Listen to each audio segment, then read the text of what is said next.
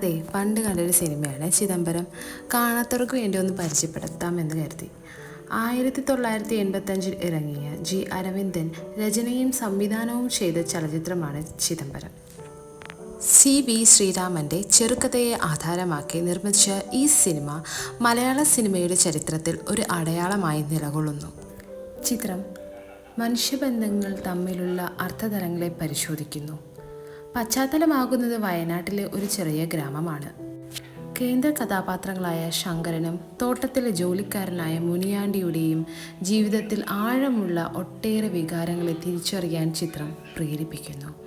മുനിയാണ്ടിയുടെ ഭാര്യ ശിവകാമി സിനിമയിലെ പ്രധാന കഥാപാത്രമാണ്.